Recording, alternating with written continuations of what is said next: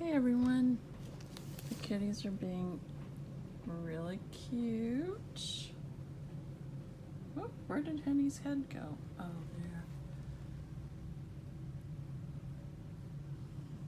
there. They're one another's pillows. Okay, I wanted to revisit, by the way, before I say anything, I want to thank you for prayers because I think maybe I've received some prayer because I know I've asked for it, but I feel a little better and a little more hopeful about things. I know way back I mentioned that I had this like freakish fall in my kitchen. It was like a car accident without the car, and I broke my shoulder and dislocated my shoulder, and so I know I asked for prayer for that. And then I had some weird thing with my blood pressure, and I asked for prayer for that. And then I've just been having some weird health things.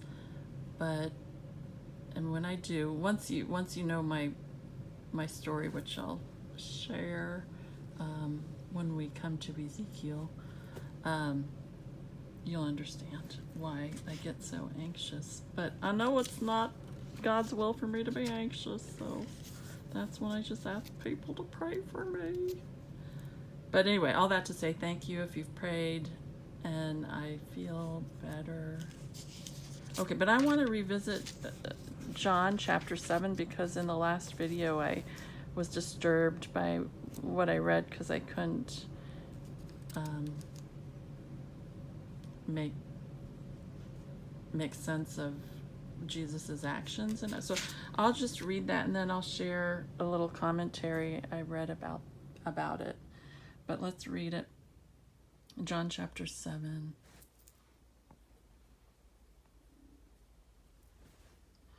After this, Jesus went around in Galilee. He did not want to go about in Judea because the Jewish leaders there were looking for a way to kill him. But when the Jewish festival of tabernacles was near, Jesus' brothers said to him, "Leave Galilee and go to Judea, so that your disciples there may see the works you do. No one who wants to become a public figure acts in secret. Since you are doing these things, show yourself to the world." For even his own brothers did not believe in him. Therefore Jesus told them, "My time is not yet here. For you, any time will do. The world cannot hate you, but it hates me because I testify that its works are evil. You go to the festival. I'm not going up to this festival because my time has not yet fully come." After he had said this, he stayed in Galilee. However, after his brothers had left for the festival, he went also, and not publicly, but in secret. Now at the festival, the Jewish leaders were watching for Jesus and asking, "Where is he?"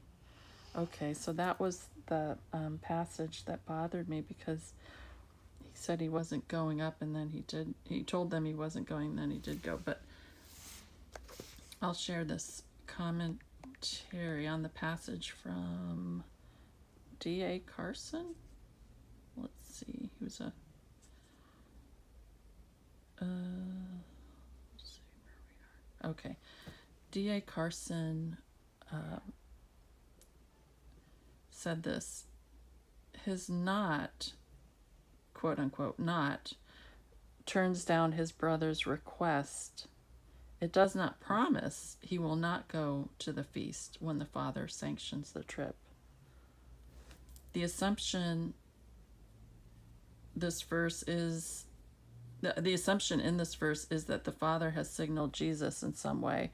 So Jesus goes to Jerusalem, leaving Galilee for the last time before the cross. Even so, his journey is marked by maximum discretion, exactly the opposite of what the brothers had in mind. Jesus is telling his brothers that he does not need a campaign manager. He is not working a plan or running for office. He is responding to the commands of the Father. He will go when and where he is told, and not until then. Jesus was very clear about his operative command structure throughout the entirety of his earthly ministry.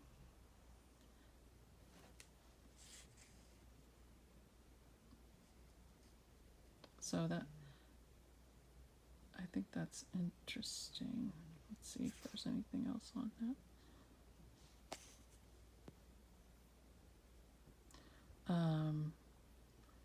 And then he goes on, he would go to the feast if and when the Father told him to go. And as of verse 3,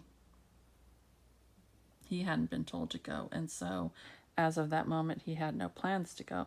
But then later on, he was told to go for reasons entirely unrelated to the advice and counsel given to him by his brothers. So he went and fulfilled the Father's will and purpose entirely. And that was an additional note from Pastor Paul Carter, who's affiliated with, let's see, let's see where I got this. Oh, from this article called "Did Jesus Lie to His Brothers?" in John 7. So that's where I drew the information from. But I think that's interesting because it's, you know, he says, you know, at that time he's not going to go to the festival, but it doesn't mean he won't go to the festival at another time.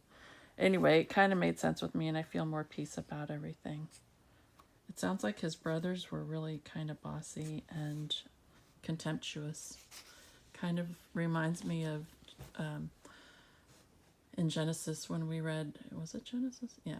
When we read about Joseph's brothers and how contemptuous they were of Joseph. But anyway, I just wanted to offer this resolution. And if you have any thoughts, feel free to share them. Otherwise, we'll keep this one short. But I guess when I have issues or questions, I should probably do like little follow-up videos when there's resolution to those issues and questions. All right. Well, let me say a prayer. Lord, thank you for the good news. Thank you that I feel better, and I pray that that will continue. I pray that I can understand your character more easily, but mainly I just really ask for the fruit of your Spirit, love, joy, peace, all those wonderful,